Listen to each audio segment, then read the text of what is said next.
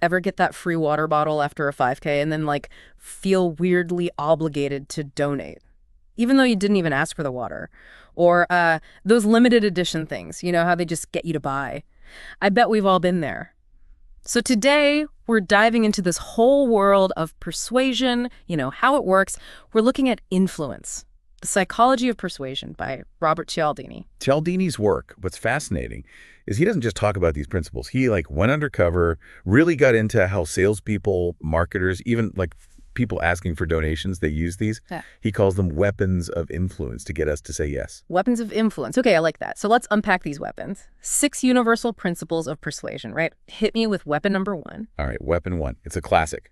A reciprocation, the whole you scratch my back, I'll scratch yours idea. Sure. Hardwired into us. Essential for, building societies, but it can be, let's say, turned on its head. Yeah, it's like that Christmas card thing. Cialdini sent cards to total strangers, right? And a bunch of them, they sent cards back. Like, they felt obligated even though they had no clue who he was. Exactly. It's not just being polite. Society's built on that, on reciprocation. They do well because it builds trust, cooperation. But, smart marketers, they take up on this. Those free address labels charities send, they're not just being nice, they're upping the odds you'll donate. So how do we, defend against this? I mean, I enjoy free stuff, but I don't want to be a pushover, It's not about being cynical, rejecting kindness. It's more about recognizing the game. Someone offers something, especially when they clearly want something back. Ask yourself, are they being nice? Or is this, am I being played? Just that little mental shift can be really helpful. Okay, good tactic. Weapon number 2, what is it? Weapon number 2. Commitment and consistency. We crave it in ourselves and others. It's why we stick to routines, even bad ones, and why saying something publicly makes us way more likely to actually do it. Oh, so that's why making a New Year's resolution, out loud, feels so much more serious. Exactly. And Cialdini found toy companies are masters at this. They overhype a toy before Christmas, undersupply stores on purpose, then bam, after the holidays, ads are back. So parents already promised the toy, maybe even braved those picked over shelves, and now they're more likely to buy because they've already committed, right? Exactly. It works small scale too. Door-to-door salespeople, getting you to agree to even something tiny, like answering a question, ups the odds you'll say yes to a bigger ask later. That's why I feel bad closing the door on those folks. But really, how do we resist that pressure? Be wary of anyone pushing for you to agree to anything, especially if it seems meaningless. Is this harmless? Or is this the foot in the door? Okay, 2 weapons down, 4 to go. What's next? This one's sneaky. It plays on our social side. Weapon 3. Social proof. We're wired to follow the crowd, especially when we're not sure what to do. The whole everybody's doing it thing, way back when, 1980 Winter Olympics, right? That underdog U.S. hockey team wins gold, and suddenly everyone's doing crazy celebrations. Perfect example. People felt connected to the team, so the win felt like their win, leading to some interesting expressions of joy, let's say. But almost tribal, right? But if we're always taking cues from others, how do we not get led astray? That's the danger. It's finding that balance. Respecting the group, but keeping your own judgment. Blindly following can be bad, really bad. Cialdini uses the Jonestown Massacre, tragically, as an example. Unfamiliar situation, surrounded by people who seem sure of themselves, our own judgment gets, overridden. Dangerous. You're right, that got dark fast. So should we just be suspicious of everyone? Not necessarily, but a healthy amount of skepticism when you feel pressured can't hurt. Ask yourself, do I want to do this, or am I just getting swept up? Good point. Okay, weapon number 4, and this one seems almost too obvious to be true. It's liking, right? Seems straightforward, but how they amplify that liking can be really subtle. Did you know studies show we're way more likely to say yes if we find the person asking attractive? Get out of here, seriously, that seems so shallow. It's primal, and what's scary is it even affects things like how teachers see students' intelligence. Yeah. We also like people similar to us, right? Yeah. That shared interest a salesperson keeps bringing up could be totally made up just to exploit this. So be wary of anyone too charming for their own good. That's the self-defense tip here. You could put it that way. But seriously, pay attention to your gut. If you're liking someone really fast, way more intensely than you normally would given the situation, hit pause, evaluate objectively. Great advice. Okay, hit me with weapon number 5. This one sounds a bit intimidating. Authority, right. Okay, authority. This one feels huge.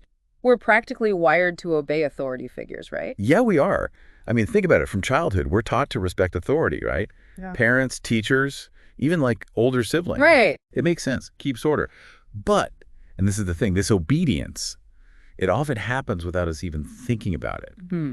And that's what makes it so easy to, well, to exploit. So Cialdini talks about clothes, like how even clothes can signify authority. And it made me think of that jaywalking study you mentioned before. Oh, right, right. It just seemed unbelievable. Remind me about that one. Yeah, so in that experiment, they had this guy, just a regular guy, jaywalk. Sometimes he was in, like, street clothes, just casual. Other times he was wearing a full-on business suit. Okay, I'm with you. And guess what?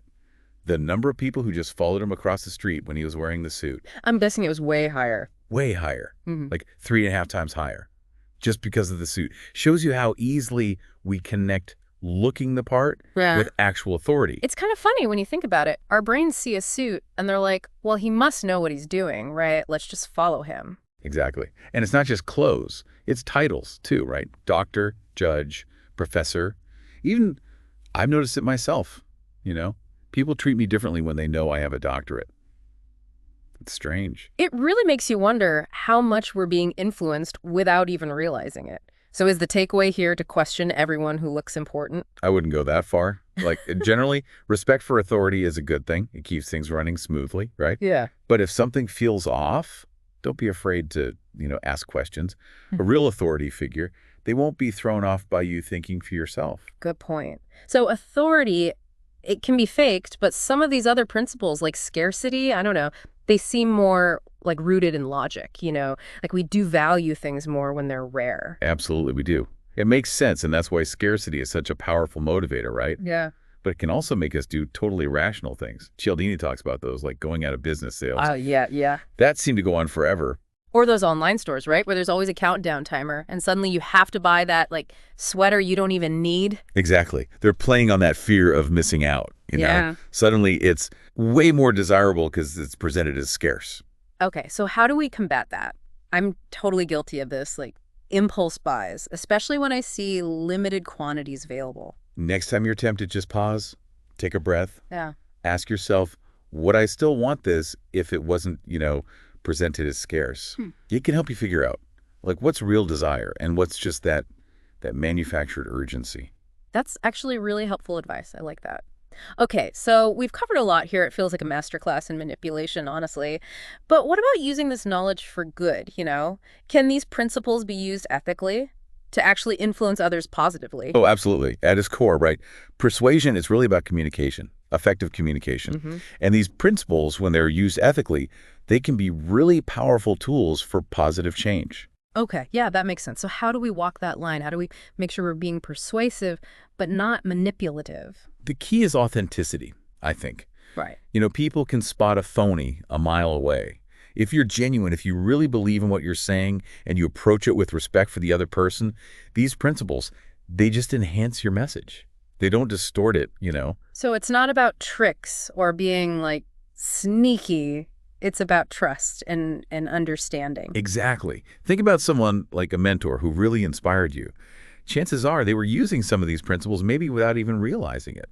They challenged you, appealed to your desire to be consistent, maybe even like create a little scarcity by saying like, hey, you only have this much time to learn this. Right. They were persuasive, but it felt good, not manipulative, It's about the intention. Exactly. Ethical persuasion, it comes from wanting to help people make good choices, not to use them. This is great. Okay, so we've got our 6 weapons, right? Reciprocation, commitment and consistency, social proof, liking, authority, and scarcity. What are some everyday strategies, though, for actually resisting these when they're used on US? So last time we were talking about that psychological reactance thing. It's like when you tell someone they can't have something and it's like they want it even more. Exactly. It's that rebellious streak, like, don't tell me what to do. Cialdini uses Romeo and Juliet, which kind of a classic example, right? Their families are against it, makes them even more in love. Forbidden love. So it's a real thing that's kind of romantic, but also like kind of sad. It shows how much we need to feel like we have choices, Yeah. We don't want to be controlled by a person, by a situation, anything. It's why those limited time offer tactics, they can backfire. Salesperson too pushy, bam, reactance kicks in, we're out of there. Makes sense. Got to find that balance. But hey, you were telling me about that real estate agent, Richard? Scarcity, right? He used that. Oh, Richard, he was a pro. He'd schedule like 2 potential buyers at the same time on purpose for the same house. Oh, wow. Okay, so not just scarcity. He's adding in that, like, social pressure, gotta compete. Exactly. He knew what he was doing. Suddenly, that house goes from nice to must-have, just because someone else might get it first. Like those bidding wars online. People lose their minds, pay way too much. Exactly. Emotions are high, scarcity, rivalry, all mixed together. That's when you got to, step back, take a breath. Don't rush into anything. This has been awesome. We've gone kind of dark side of persuasion, but also how to use it for good. So, big takeaway. How do we become more persuasive ethically, not being jerks about it? Authenticity, that's the key. People know when you're faking it. But if you're genuine, you believe in what you're saying, you respect the other person, these principles just make your communication better, not twisted. So, no tricks, no being sneaky. It's about that real connection. Exactly. Think about someone who really inspired you, right? A mentor, a teacher, whatever. They probably used some of this stuff naturally. They challenged you, right? Appealed to your desire to be consistent. Maybe even made it seem like time was running out. You had to learn now. Right, right. They were persuasive, but it felt empowering, not like you were being manipulated. The intention matters. Big time. Totally. Ethical persuasion, it's about helping people decide for themselves, not deciding for them. Love that. Okay, we've got our 6 weapons then, right? Reciprocation, commitment, and consistency. Man, that's a mouthful. Social proof, liking, authority, and scarcity. But real world, everyone's trying to use this stuff on us. Any final thoughts? Be aware.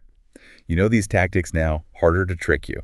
And remember, no is a complete sentence. You don't have to say yes, even if you like the person. Ask yourself, do I actually want this? Or am I being, influenced? Right. Our decisions, they're our own. 100%. Don't be afraid to question authority, question what you assume is true, even walk away if it feels wrong. Such good advice. This has been amazing. Thank you so much for, taking us on this deep dive. Anytime, it's been fun. And to everyone listening, if you want to go deeper, Cialdini's book, Influence, it's a classic for a reason. Seriously, it's required reading if you want to understand the why behind our choices. Really fascinating stuff. And on that note, we'll wrap up our deep dive into the 6 secrets of persuasion. Thanks for listening, everyone, and we'll catch you next time.